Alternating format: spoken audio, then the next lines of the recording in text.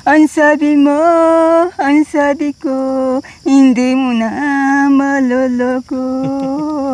Ikaw pala'y nagsisinungaling, hindi tapat ay iyong totoo.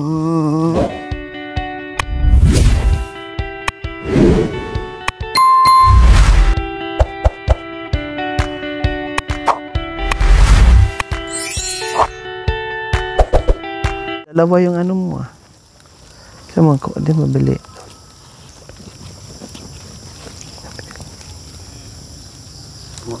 Borak? Sa kailan?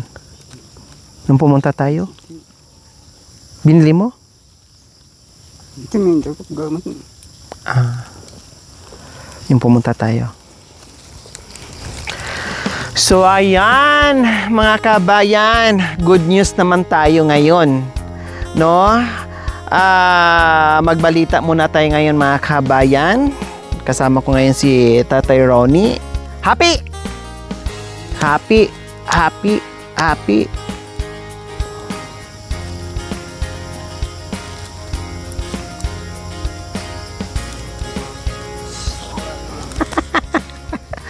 So ayan mga kabayan, meron tayong balita ngayon. No? May balita tayo ngayon. Dahil alam ko na marami ding nagaantay sa balita. Kasi na-announce ko na rin to mga kabayan. Or nasabi pero hindi tayo naka-specific kung sino.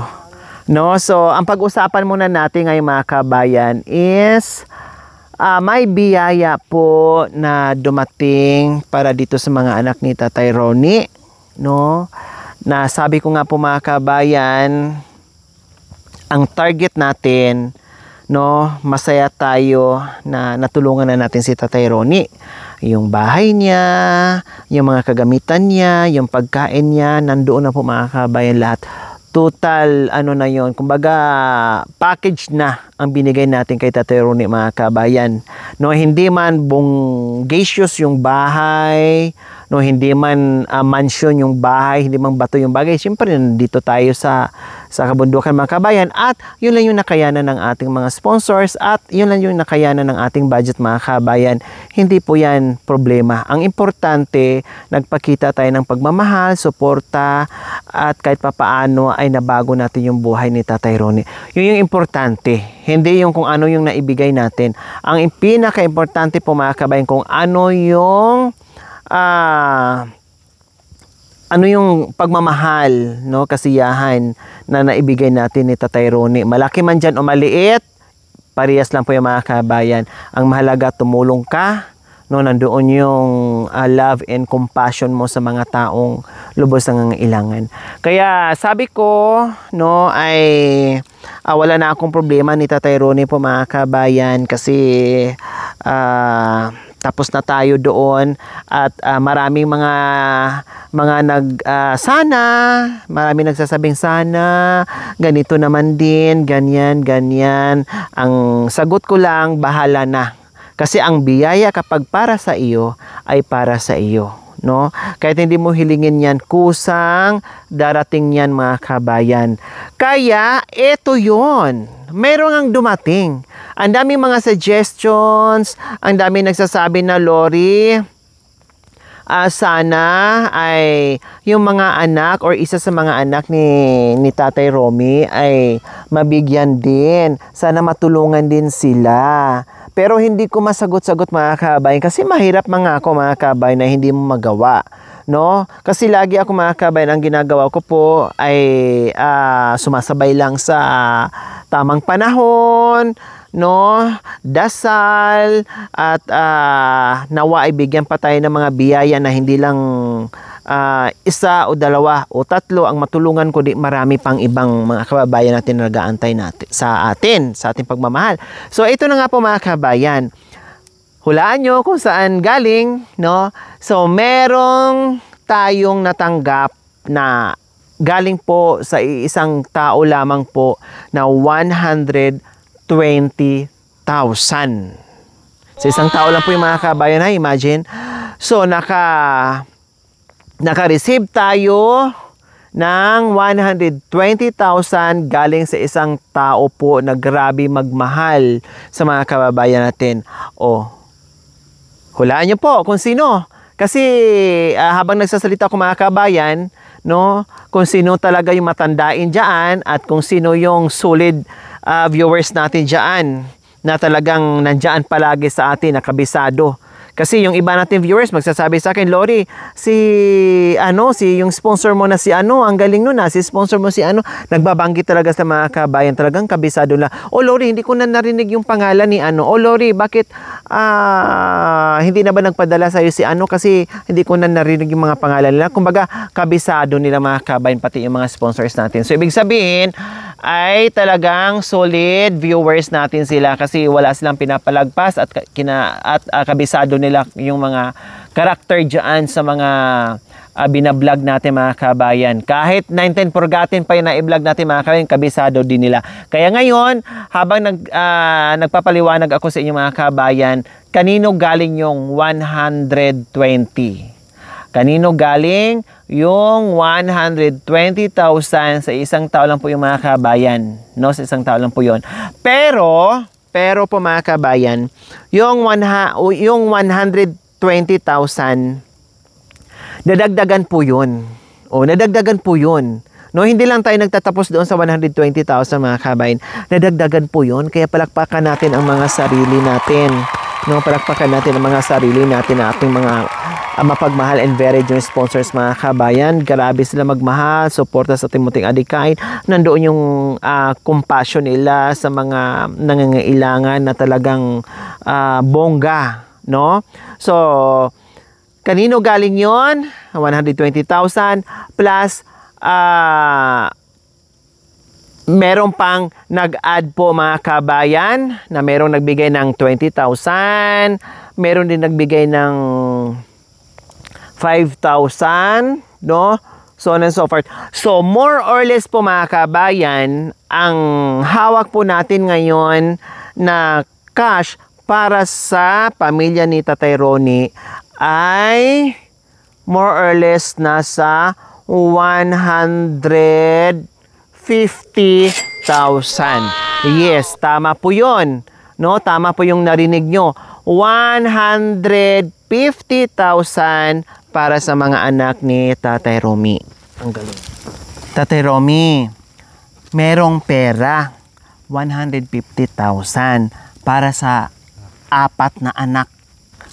Kuya July, Kuya Binbin, Kuya Marwin, Kuya Bintot. 4, 150,000. Kaya lang, ang 150,000, ang 120,000, ibig ko sabihin, ang 120,000 ay 4, mahati yun sa 4. Yung isa, 30, yung isa 30, yung isa 30, yung isa 30, 120,000. The rest, yung sobra doon, kasi sabi ko kanina 150,000, pero ang 120,000 para lang sa 4, hati-hatiin. Yung sobra doon sa 120,000, lahat 'yon mapupunta doon sa panganay mo, kay Kuya July. Masaya ka na merong biyaya na dumating sa mga anak mo? Masaya? Happy? Masaya? Salamat. Salamat. Dahil tulungan yung mga anak ko. Salamat sa Diyos. Masaya ako. Ay, bakit ako nalungkot magbigay sa iyo, anak ko. Naawa sa iyo ba? Kawawa, buhay. Malaking tulong. Bigay niya sa amin. Tuwan, gamiwala kasi wala ni wala sa inyo sa bayan na dito. Doon sa lugar na napasok dito. Isang nasa dito. Masaya ka sa balita, no? O, ganyan. Kasi mabait ka kasi. Tapos, yung mga anak mo, masisipag, mababait din.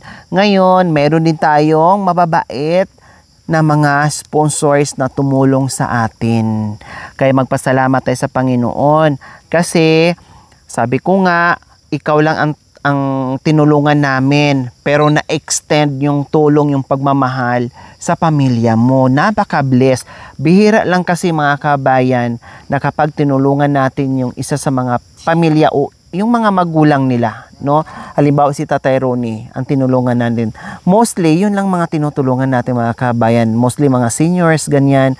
No, bihira lang talaga na yung magbigay tayo ng tulong sa isang pamilya tapos ma-extend pa yung pagmamahal, yung tulong doon sa mga anak-anak.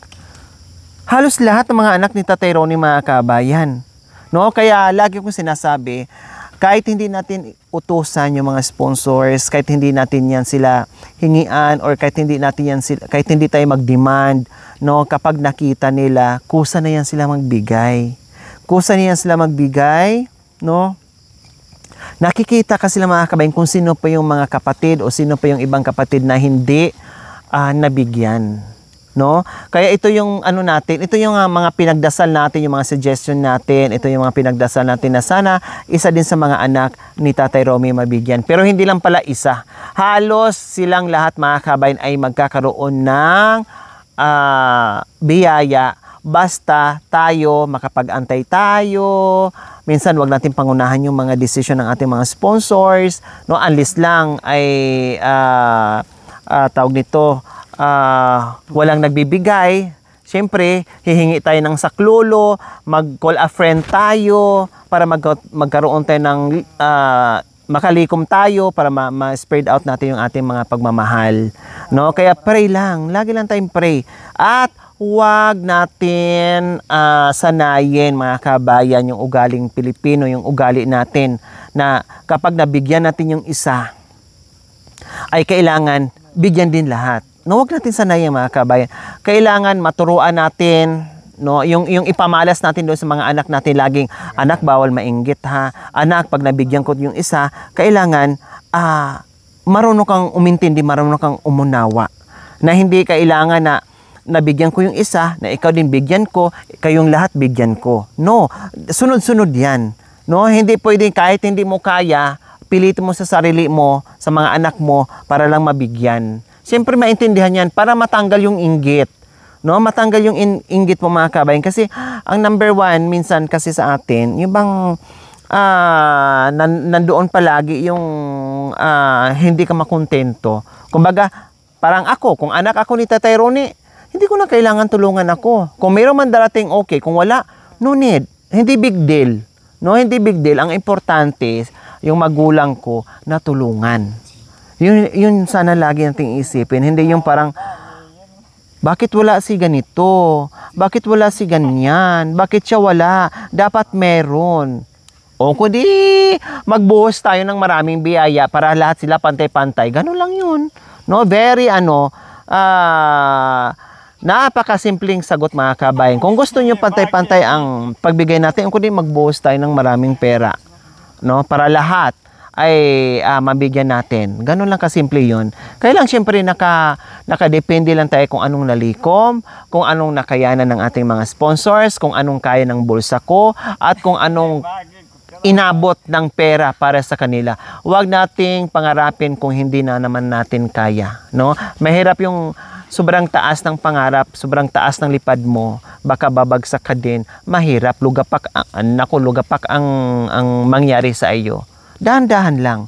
Marunong makontento, sa madaling salita. Marunong makontento at pasasalamatan na lang natin yung mga biyaya na dumating sa buhay natin. O, di ba? So, salamat anak sa balita. Nagandang balita. Ako masaya. Para sa mga anak mo, love you anak. I love you anak. I love you anak. Ayan. So, I love you too, Tatay Ronnie. So, ayan mga kabayan, abangan nyo po very, very soon.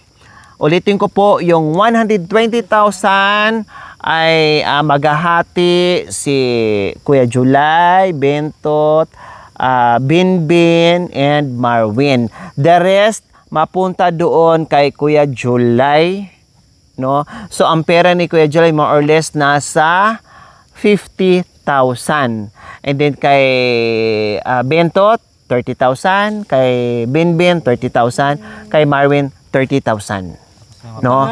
And then, may mga pangalan sa mga sponsors, mga kabayan, saka ko na lang banggitin, ha? Saka ko na lang banggitin, mga kabayan. Sa nais pa pong tumulong o sa nais pa pong magbigay, no? Ay tinatanggap pa rin po namin, mga kabayan, para pang dagdag nila kasi meron kaming mga target na dapat nilang na makatulong, ibig kong sabihin, no? Sa nais pang magbigay o magdagdag sa nalikom nating pera para sa Family Sibal, maraming salamat po in advance. Kasi meron akong mga plano na dapat gawin sa kanila, mga kabayan, na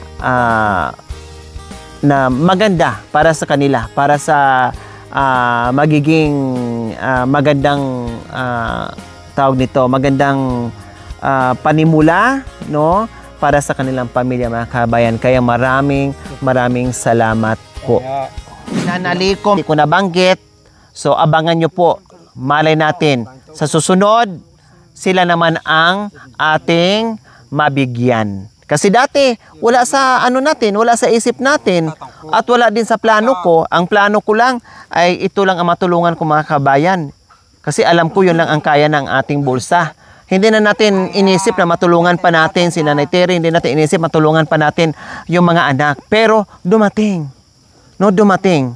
Dumating yung magandang balita sa atin at dumating mismo yung biyaya sa atin para sa 4 na anak. So ngayon, yung 3 na hindi ko nabanggit, mga kabayan, pag-pray natin na balang araw, sila na naman po, mga kabayan. Kasi nakakahiya naman po, mga kabayan, ang sinabi ng sponsor, ito lang 4. Tapos sabihin ko ng sponsor, o paano yung 3 hindi mo bibigyan? Abay, naman natin, napaka-demanding naman natin, mga kabayan. Nagbigay na nga ng 4 sa mga magkakapatid, and then mag-demand pa tayo pati yung 3. So, we will see. Baka hindi man naibigay sa isang sponsor natin, no? Malay natin ibang sponsor ay magbigay din doon. Basta mag-pray lang tayo. Laging may pag-asa. Huwag mawalan ng pag-asa, no? Basta magdasal lang, no? Yun naman lagi ang sinasabi ko, mga kabayan. Dasal, no? Huwag mawalan ng pag-asa dahil ang biyaya, kahit pigilan mo yan kung para sa'yo, ay para sa'yo. Okay? Nalisanin ang aking timbalyo, araw-gabi naghihintay ng sulat. Panako mong binitawan, sa'y walang saysay, natapat tagiliw ang dako'y tanggal. Babalik ka rin upang tayo may kapili, may bukas pang naghihintay, naiklisan do. Sayang na kung ito itapon mo.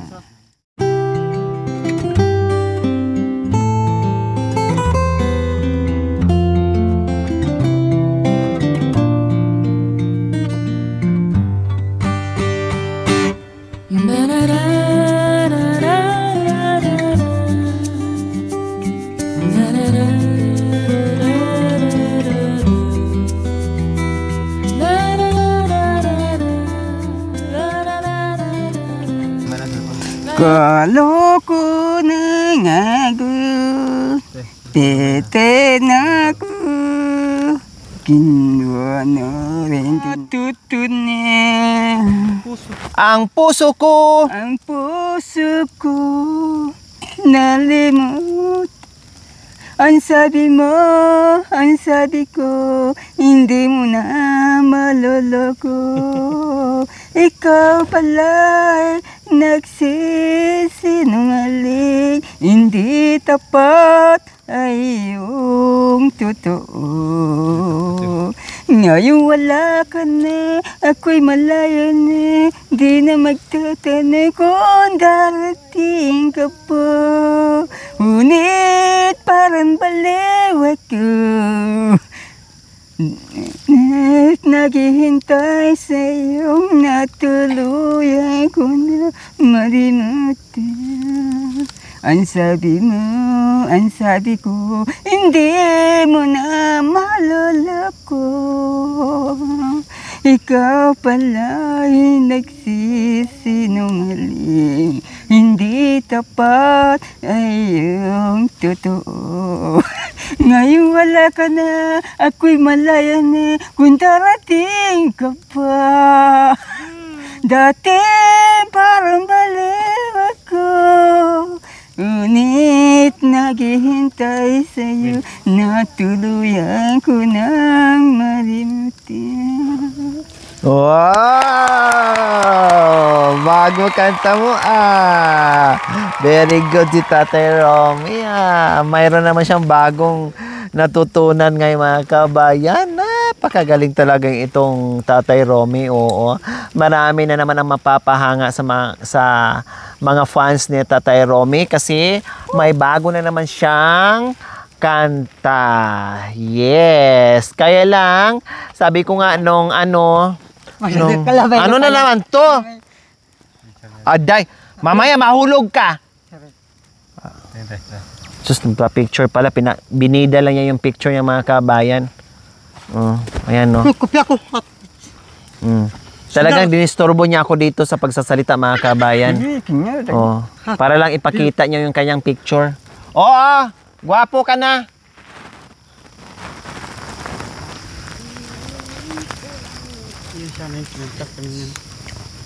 Picturean niya kami daw. Sige. Vlogger to vlogger.